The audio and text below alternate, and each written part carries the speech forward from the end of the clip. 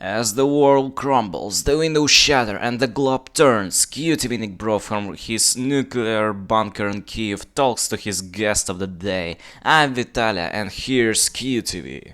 Thank you, Talia. Hello, I'm QTVNickBro, and welcome to ATWC. I hope you're having a great day, and I hope you're having a great day with us.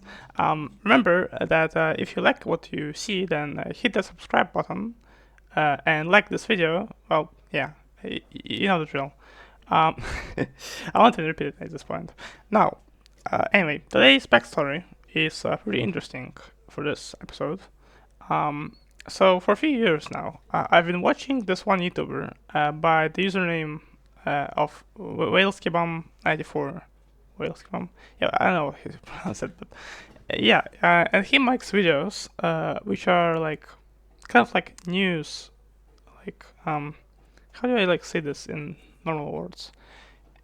He makes videos about the newest, latest in cartoons, pop culture, stuff like that. Usually cartoons, but also maybe something else. And the funny part is that he makes them like every day, and sometimes it may not even have to be like actually newsworthy thing that he reports on. Sometimes maybe just some viral crossover fan art or something. And he immediately, the second he sees that, he immediately taps on his keyboard and goes, "Oh yeah, video." But joke aside, I actually don't watch him that much nowadays. Uh, Although his videos are pretty alright for the format that he does. But back like a few years ago, I watched him way more often.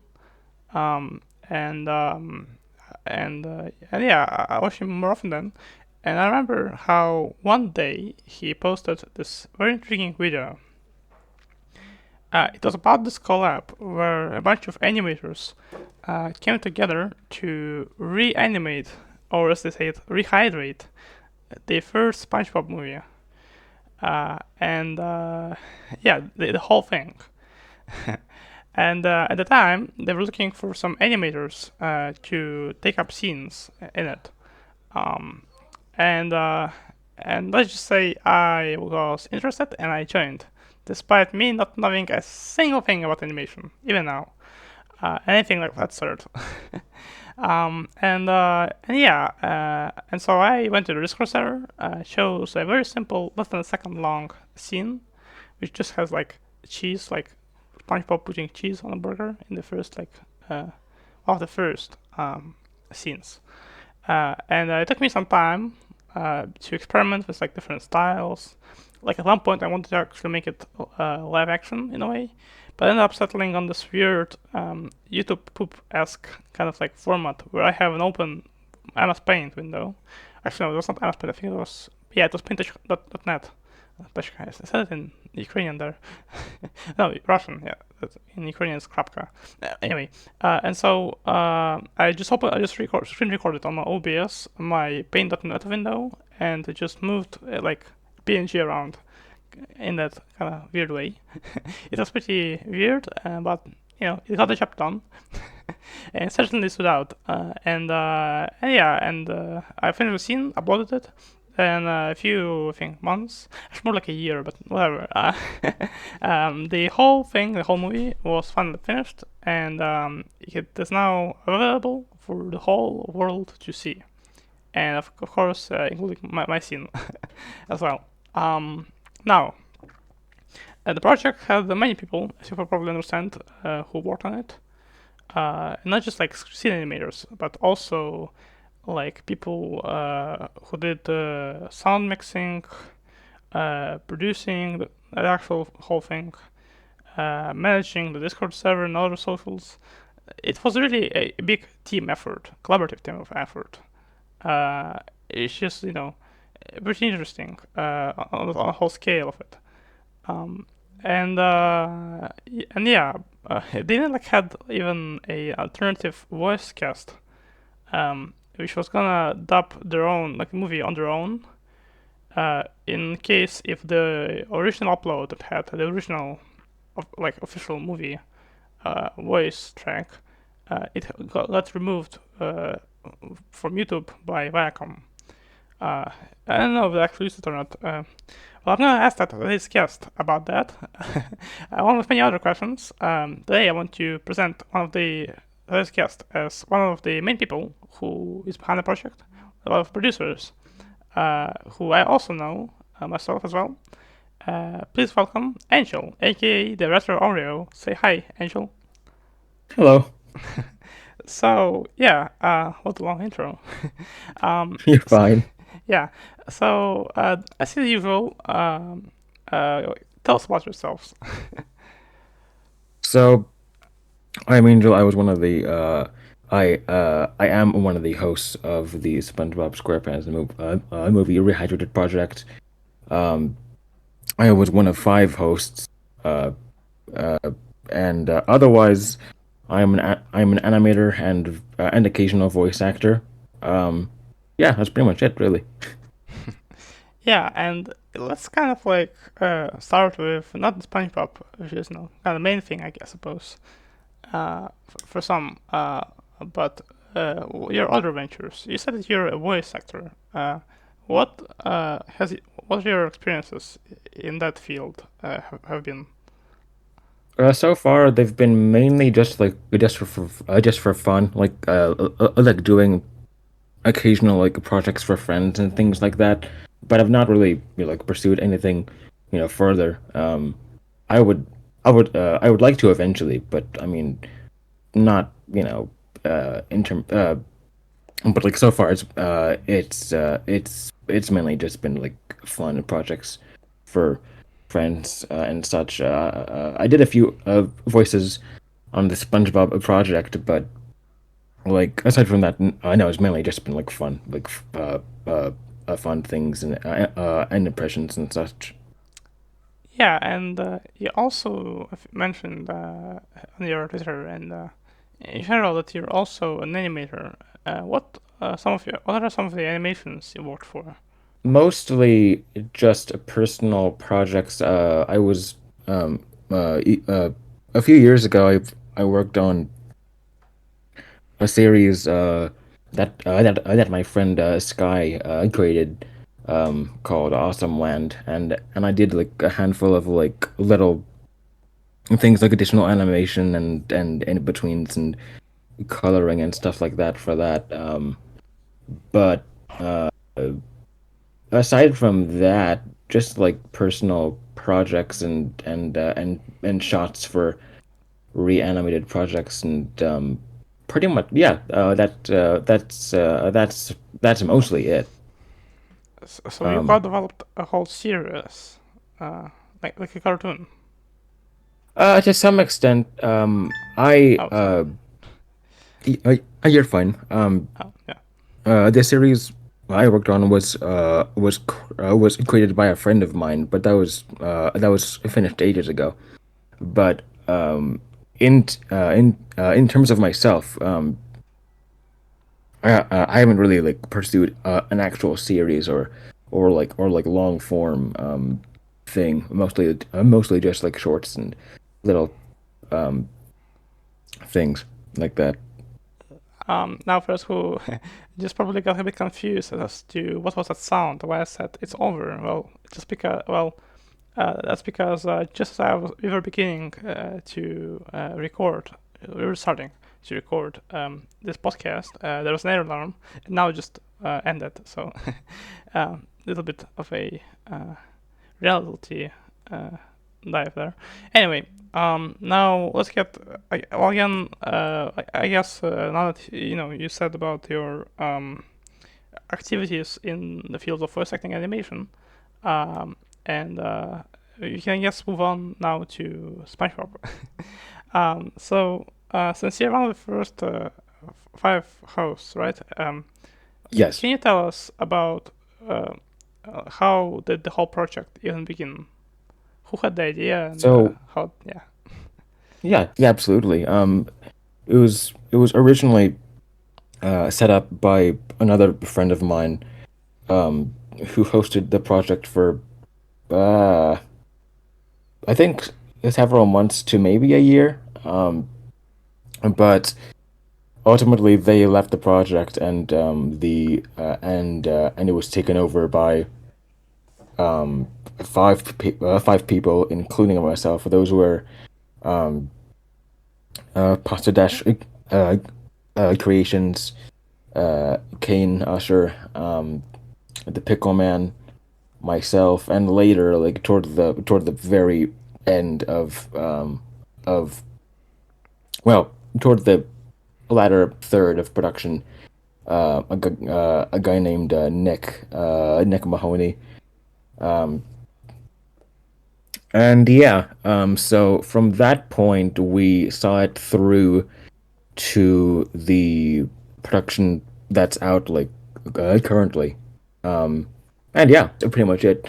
Um, when we took it over, we um we uh we took we took out a handful of scenes and essentially just tried to uh improve over what the previous host had done, and just kind of what's the um to re uh um rework it, revamp it uh from the previous iteration, to just make things a bit of a higher quality. So that was our goal basically. But yeah, through the final production, or or at least the version that's out currently.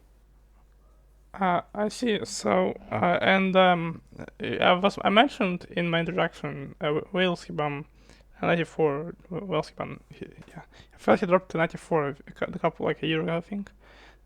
Yes. Yeah, and when he made a video, that was a big push that led many new animators, including myself, in how like um uh, how was it to receive such like an influx of new players, and how did you manage all of them Oh yeah. players That was animators? a huge. Oh yes. Yes, absolutely. Vale's video was a huge push. Like immediately after the video was released, it was just an influx of people uh into the Discord server, and myself, the former host, and the Pickle Man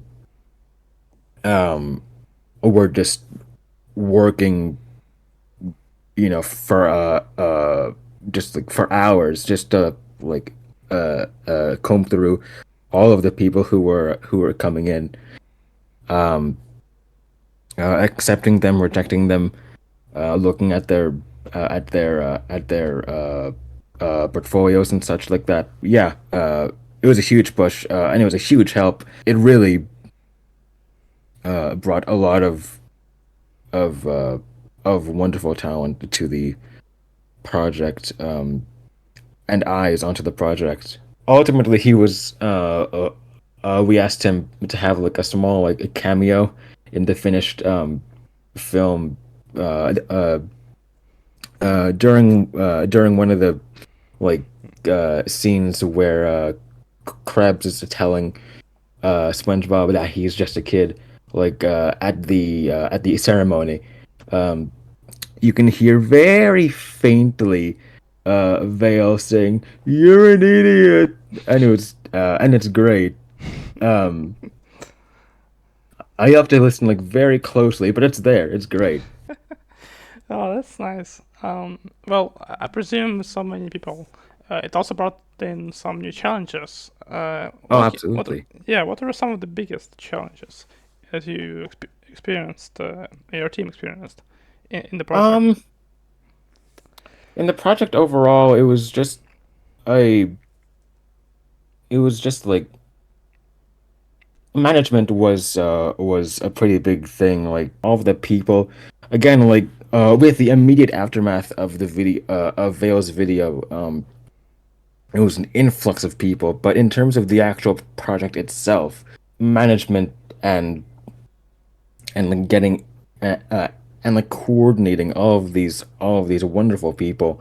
Not only that, but in terms of the main five, four at the time, people coordinating it, like having each host heard, basically, like giving each host their own like voice, and like having them, like, like be heard during certain, like, creative, or I guess executive decisions. Um, that was interesting, because each had their own, like, kind of like opinion, and like and value, like, that they brought to the project. So, like, occasionally, uh those things kind of like conflict.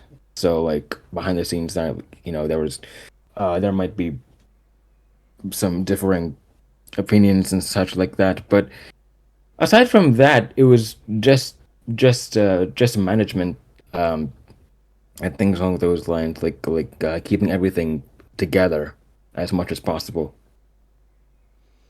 Yeah, and I just remembered one of the biggest like upsets in the project's history was when the movie actually did release.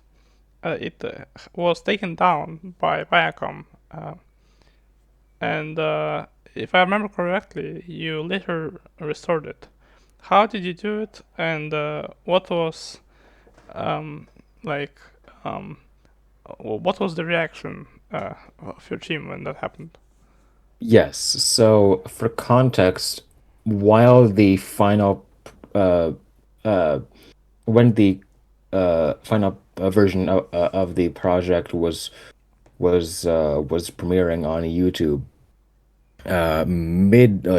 mid premiere, like, I think it was like 20 minutes or so into the premiere, um it was taken down uh by Paramount, taken down, like, blocked. Um and At the time, like, so some people had like had begun had started, like, uh coming to the YouTube thing, like, at the premiere stage. So, in those cases where they came in earlier, like, before the film began, they were ultimately able to see through the entire, film. But for some that came in, like, a bit later, like, as the thing was happening, they experienced the block in real time, and they weren't able to see, like, the finished, film, because it was blocked partly through. So, you say a bunch of people, just in the chat, right? In the live chat, like, saying that it was blocked and things along those lines and all that such. So, ultimately, what happened? Um, I'm not sure who started it. It might have been, like, on Discord, or maybe someone in the chat or something. But someone started up a hashtag on Twitter. Um, I think it might have been Justice for SpongeBob. I think. I could be wrong, but basically, in reaction to what was happening, we got a hashtag trending on Twitter. Um, uh, to, like, unblock or save the project. To, yeah, just get it unblocked. And I think it took, like, a couple of days, but it was ultimately successful. Um, in getting it unblocked for everyone. Um, Later, a bit later, like, this was a few days later, but uh, we also had to deal with, YouTube marking it as for kids, which removed the comments, and that was settled a bit later. But the main thing was that Premiere, like, that Premiere blocking backlash, and it was really surreal to get such a wide reaction, to get it unblocked. It was amazing. Yeah, I remember it was like yesterday, and Whale made the video himself as well, addressing the whole thing, Yes. which like he only gave it Yeah. more attention. Yeah, exactly. I forgot about that. Yeah, like Vale made a video, a couple of others made a video as well. In the moment, it was amazing. Oh wow. Yeah, it just I still don't forget about it. But so how did you solve? Like, how did you get it back onto YouTube? I think I think we filed an appeal, but I think it was just uh kind of a combination of either the appeal or just the general backlash and reaction to the blocking in the first place. That I guess just got Paramount to unblock it. Yeah. You can't not expect Paramount to like really care. Like to them, Yeah, no, yeah, I think it was just the backlash. It was really overwhelming. yeah, and like I suppose the final nail in the coffin for like their decision to do this was to when it became trending on Twitter because suddenly the whole world now. I mean Yes. Twitter. It sits on Twitter. Now it saw this, and it gave some damage to the brand, I suppose, and it did. But as I mentioned in my intro, there is also a alternative voice cast. Was it ever? I think I don't remember. Was it used in the final movie, or did you just use the normal audio? Oh no, we used the original voice cast for the final video. There was, I think, like a fan or something that made an original audio version. Um, it's on YouTube, but the overall idea was to get an original cast and original score Oh, to prevent like copyright and all that stuff. so I got a bit wrong there. That I thought it was. I mean, not Spotify, but yeah. Now we know. So yeah, and it's pretty incredible. Like all the work put into this. If I remember Absolutely. correctly, the original video that Vale made, that was released in I think.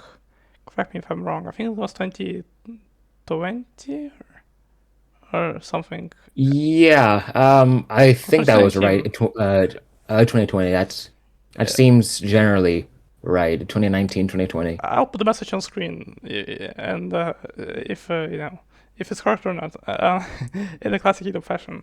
But yeah, and it released in 2022, I think. Yeah.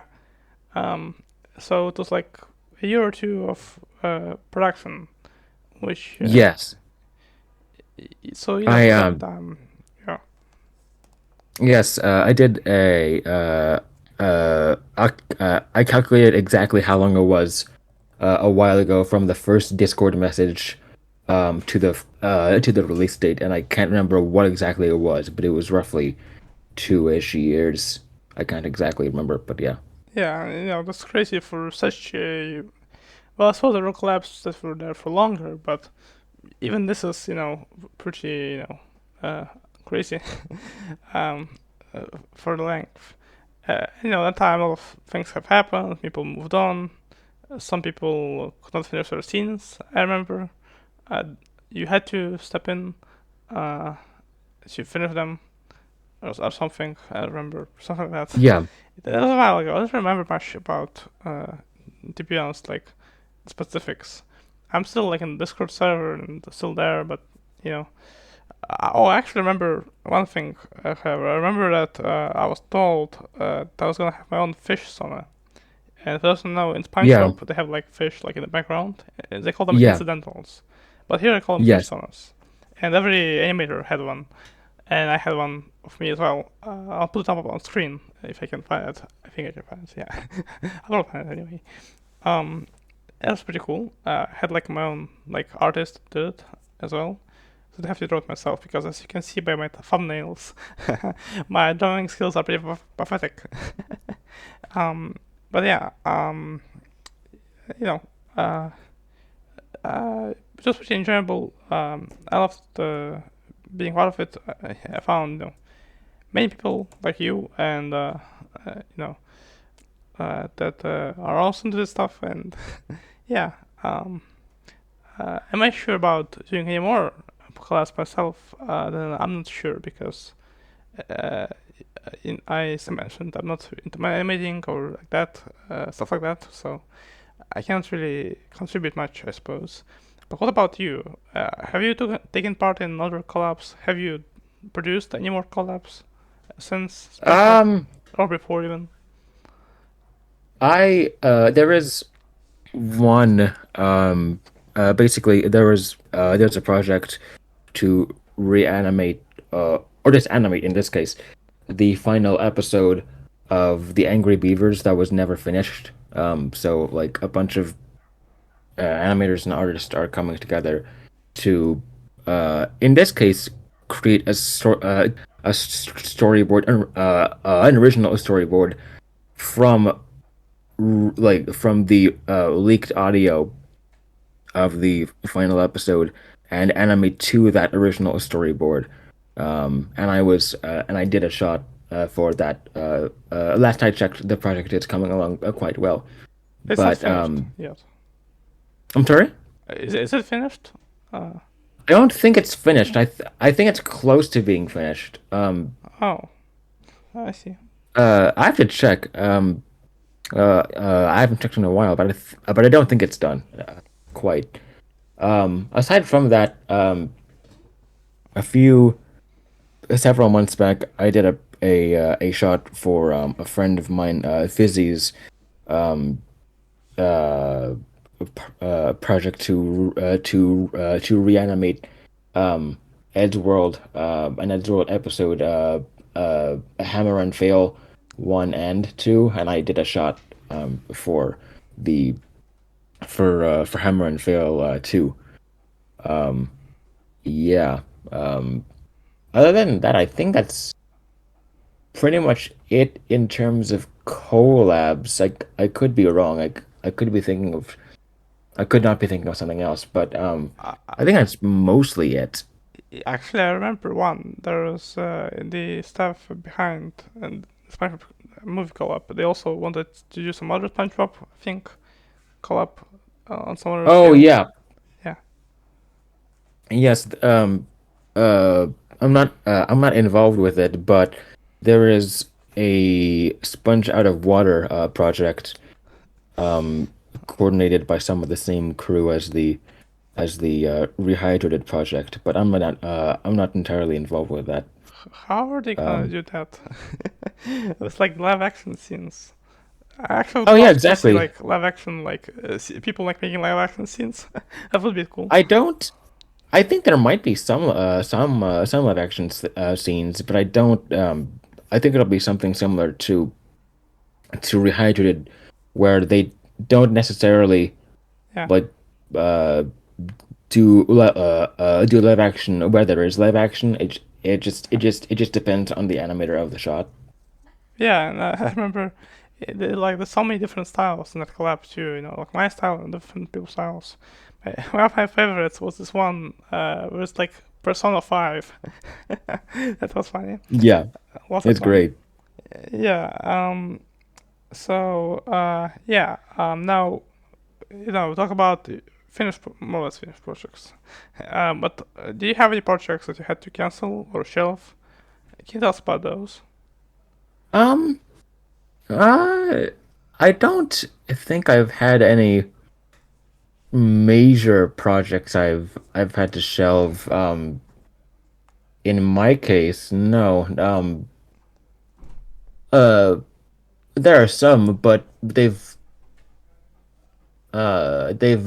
mostly just uh kind of gone out due to like lack of interest in my part. But that's like I can't really think of any like major projects I've been I've coordinated and that have just been canceled outright or been shelved.